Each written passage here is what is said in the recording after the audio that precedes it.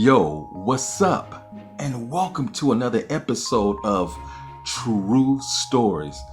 We're on the eve of a new year coming upon us. And it reminds me of a story way back in 1990 on New Year's Eve. See, I was in college and my parents went away for 2 weeks to Texas. This is a norm in my family. Whenever my parents had to go out of town, whatever, it was never a problem. I was a responsible young adult, had no problem staying home by myself. And during this time, we had just moved into a brand new 2-story house. I mean, we came up like the Jeffersons. Matter of fact, this house was so big for our family, the furniture we had in the previous home couldn't even fill up this new house. So the bottom floor, the dining room area and the living room area had no furniture whatsoever. It was bare bones. The dining room area was like just tile floor and everything else was carpet. But like I said, I was in college. Man, in the 90s, we was pro-black, all about cross colors. A lot of my friends were poets, rappers, singers, all positive. I was dating this fine-ass red bone named Monique. Tall, gorgeous, smart, loved to play dominoes. Man, she was really into her cultural thing. So we was kicking it real tough. I'm like, you know what? I should throw a New Year's Eve party. In this particular year, in 1990, New Year's Eve was on a Monday. Now, I have a cousin named Gaston Green who went to UCLA and was the 14th overall draft pick in 1988.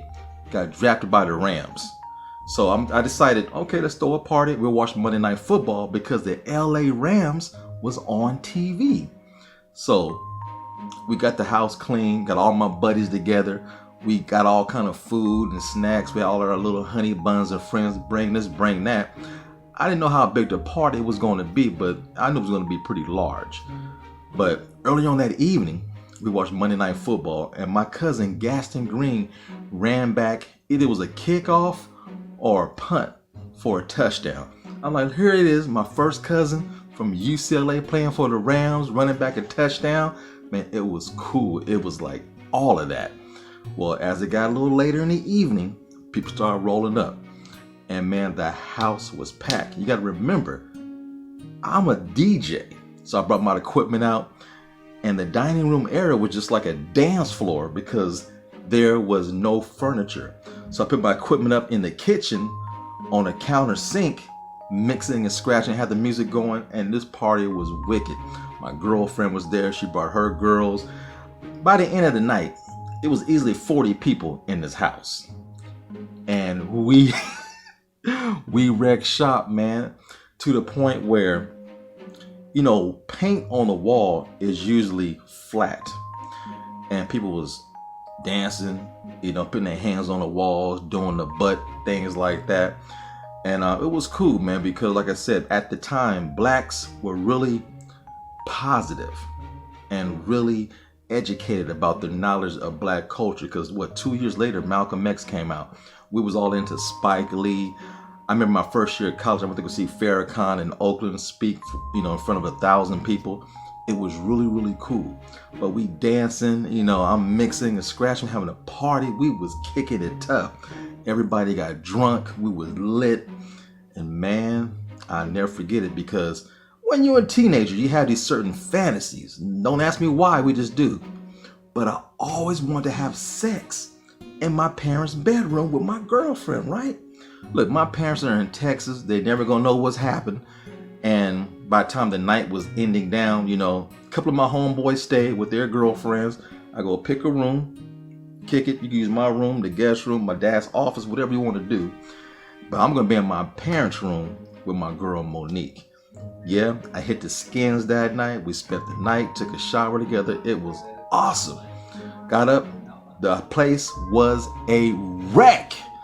And I'm like, man, we got to clean this up. Look, the house was so bad, we had to repaint the walls in the living room. And when you buy a new house, when they fix it up, they always leave buckets of paint. So to match everything. So we had to paint the walls. Luckily, my homegirl, Tasha, her parents had one of those steam cleaners for the carpet. I had to go borrow that. We had to steam clean the carpet. It was wrecked. You gotta remember, this is a brand new house. My parents would have seen anything wrong. So that's how wild this party was. It was truly a house party. And then I remember time went by. My parents came home. I'm like, okay. The smell of fresh paint started to dissipate a little bit, started to sound and feel normal. And there was no way I was getting caught having sex upstairs in my parents' room. Right? Right? Wrong. My mom called me downstairs. This is weeks later. Son, we need to have a talk. I said, okay. She goes, let's walk upstairs to the bedroom. And she goes, by any chance, do you have any young ladies in our room? I'm like, no, Mom. She goes, you sure? I'm like, well, I think, maybe I showed them, I showed Monique the whole house. We were dating, Mom. I showed her how the house looked. Did you do anything in our bed? I'm like, no, Mom, I wouldn't disrespect the bedroom like that. No, not with you and Daddy.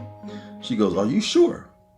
I said, positive. She goes, look around the room. Let me know if you see anything. I'm like, because, dude, we made sure everything was perfect. Me, my homeboy Perseus, Richard Dupree, we cleaned that house up to the T.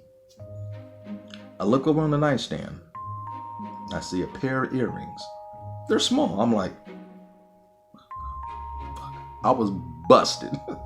And my mom couldn't stand that girl anyway. She was glad when we finally broke up. But yeah, man, that was probably one of my best New Year's Eve parties I ever threw in my life.